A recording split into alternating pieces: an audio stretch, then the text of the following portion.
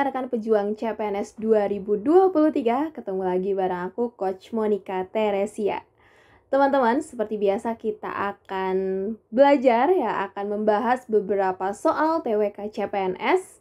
Gimana, udah siap belum teman-teman? Siap ya? Aku akan bacain soal, nanti teman-teman menjawab dalam hati ya. Kemudian nanti kita samakan jawabannya, apakah jawaban aku dan juga jawaban teman-teman semua sudah benar. Kalau masih salah, teman-teman artinya harus belajar lagi. Dan buat yang udah benar, jangan terlena, kalian harus mencari lebih banyak lagi latihan soal ya. Karena ingat, soal di CPNS itu sangat banyak dan kita nggak tahu soal yang bakal teman-teman dapatkan itu soal yang mana. Oke, jadi persiapkan diri kalian sebaik-baiknya.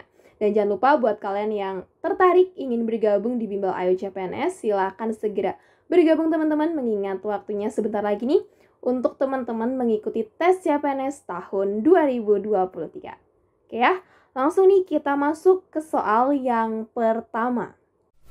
Oke, sebelum masuk ke soal, buat teman-teman nih yang masih bingung mau belajar apa dan di mana, CPNS di sini siap membantu teman-teman untuk belajar persiapan seleksi CPNS ya. Jadi di sini terdapat materi lengkap mulai dari TWK, kemudian ada TIU dan TKP.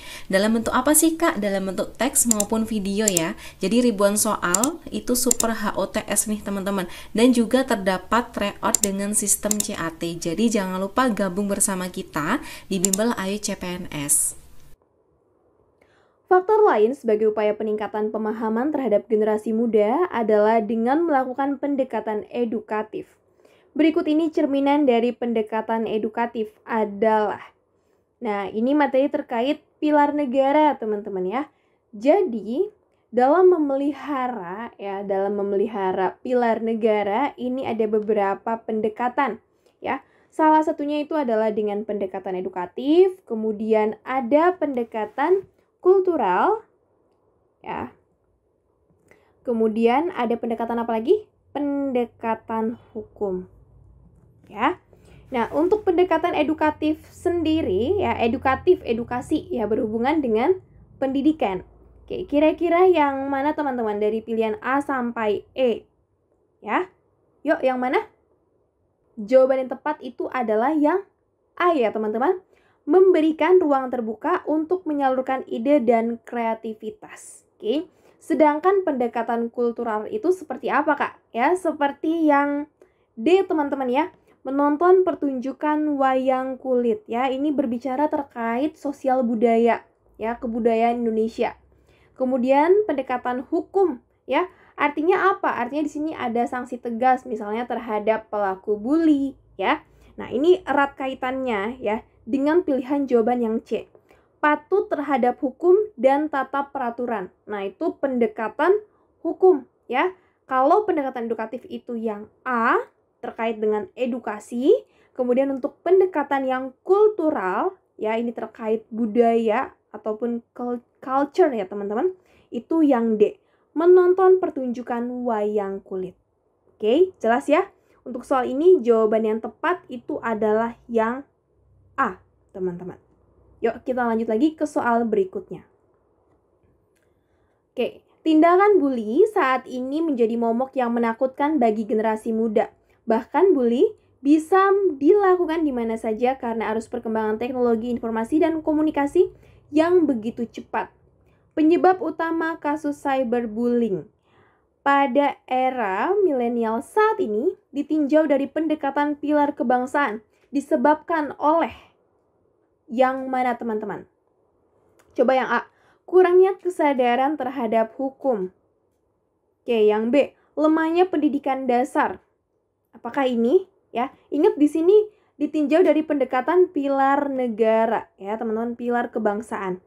Oke, kemudian yang C, minimnya pengawasan yang dilakukan oleh sekolah. Menurutku kurang tepat ya. Yang D, kurangnya bimbingan konseling pada peserta didik. Ini juga kurang tepat. Yang E, lunturnya pemahaman terhadap nilai-nilai Pancasila. Oke, ini jawaban yang paling tepat ya. Nah, seperti yang kita ketahui teman-teman ya, ada butir-butir penerapan ya ataupun pengamalan dari Pancasila. Nah, untuk bully ini merupakan pelanggaran ya ataupun nggak sesuai dengan sila yang kedua. Ya, sila kedua Pancasila, kemanusiaan yang adil dan beradab. Ya, di mana di situ kita dituntut untuk bisa memanusiakan manusia.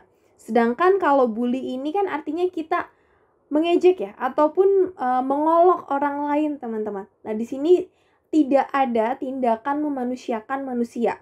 Oke, sehingga dalam kasus ini ya ditinjau dari pendekatan pilar kebangsaan disebabkan karena lunturnya pemahaman terhadap nilai-nilai Pancasila. Paham ya sampai di sini? Oke, kita lanjut lagi nih ke soal berikutnya.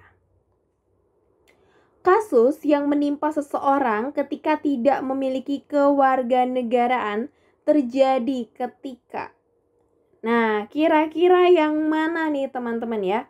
Mungkin ada yang pernah belajar dulu pas zaman SMA ya, belajar PKN terkait ius soli, ius sanguinis ya, terkait memiliki kewarganegaraan ataupun ya tidak memiliki kewarganegaraan dan bahkan kewarganegaraannya ganda. Yuk, kira-kira untuk soal ini yang mana teman-teman jawabannya?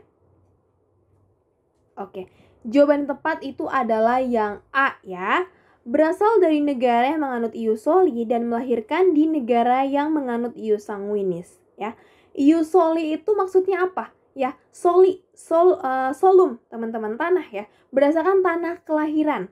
Oke, sedangkan ius sanguinis ini kewarganegaranya mengikuti kewarganegaraan orang tua. Ya, kita lihat pembahasannya. Apartheid atau tidak memiliki status kewarganegaraan jika seseorang berasal dari negara yang menganut asas ius soli. Oke, dan bertempat tinggal serta melahirkan di negara yang menganut asas ius sanguinis. Gitu, teman-teman. Jadi kalau misalkan nih ada orang tua ya, dia berasal dari negara yang menganut ius soli berdasarkan tanah kelahiran. Kemudian orang tua ini ya atau sepasang kekasih ini dia pindah ke salah satu negara yang menganut ius sanguinis dan melahirkan seorang anak. Ya. Nah, anaknya ini nggak punya kewarganegaraan, teman-teman. Kenapa? Ya, karena menurut tempat mereka tinggal saat ini di mana si anak lahir, itu katanya menganut ius sanguinis berdasarkan tanah kelahiran dari orang tuanya. Oke, sedangkan ya berdasarkan kewarganegaraan orang tuanya, oke, negaranya itu mengatakan mereka menganut ius soli berdasarkan tanah kelahirannya. Jadi kasarnya mah dioper-oper, teman-teman ya. Maka si anak ini tidak memiliki kewarganegaraan. Oke, paham ya sampai di sini? Kita akan lihat ke soal selanjutnya di mana seseorang memiliki kewarganegaraan ganda. Yuk. Oke, kasus yang menimpa seseorang ketika memiliki status kewarganegaraan ganda terjadi ketika. Nah, artinya kebalikannya dari yang tadi, teman-teman. Berarti ya, dia berasal dari negara yang menganut ius sanguinis dan melahirkan di negara yang menganut ius soli. Jawabannya adalah yang B, teman-teman. Oke, kebalikan dari yang tadi, tidak memiliki status kewarganegaraan. Oke, coba kita lihat ke pembahasan ya. Bipartite ya atau dwikewarganegaraan terjadi jika seseorang berasal dari negara yang menganut asas ius sanguinis dan bertempat tinggal serta melahirkan di negara yang menganut asas ius soli. Oke, contohnya ya ada sepasang kekasih, oke, dia memiliki kewarganegaraan X ya, di mana negara asal dari pasangan ini menganut ius sanguinis ya berdasarkan kewarganegaraan orang tua. Kemudian sepasang kekasih ini pindah ke sebuah negara, di situ dia melahirkan ya seorang anak dan di mana negara ini menganut asas ius soli berdasarkan tanah kelahiran. Oke.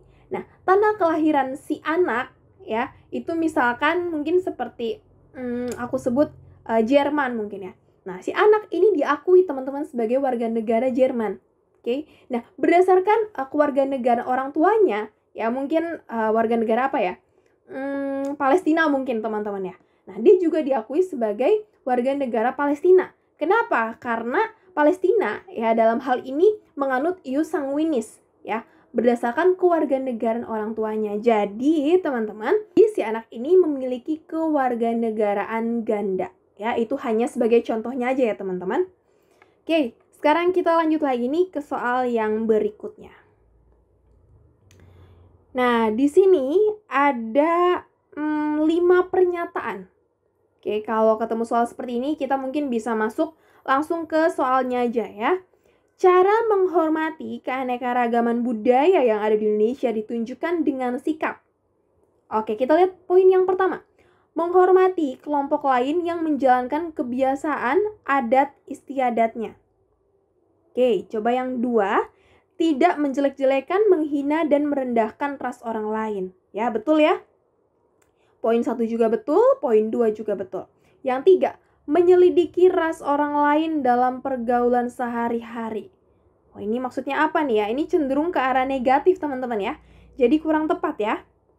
Oke, yang 4, poin 4 ya. Bangga dengan hasil kebudayaan dalam negeri. Oke, ini juga betul. Kemudian yang kelima, mau belajar dan mengembangkan berbagai jenis seni tradisional.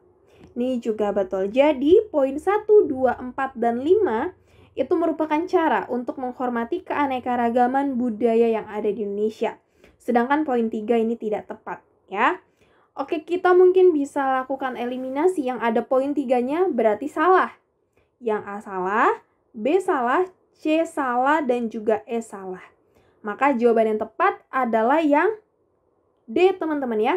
1, 2, dan 4. Oke, paham ya sampai di sini? Nah, kita sudah membahas beberapa soal TWK CPNS untuk pilar negara yang tentunya menarik teman-teman ya untuk dipelajari. Nggak cuman hanya di video ini aja, teman-teman harus mempelajari lebih banyak lagi soal dan juga materi. Kita nggak pernah tahu, takutnya soal yang keluar tahun ini banyak juga ya, ataupun soal teori itu mendominasi. Kita nggak pernah tahu teman-teman ya, jadi jangan pernah lengah. Kalian persiapkan diri kalian selagi masih ada waktu. Oke, mungkin buat teman-teman juga yang ingin bergabung di Bimbel Ayu CPNS, silahkan bergabung teman-teman. Nantinya akan banyak pembahasan soal dan juga materi-materi yang menarik yang akan teman-teman dapatkan. Oke, terima kasih buat kalian yang sudah menonton dan salam sukses!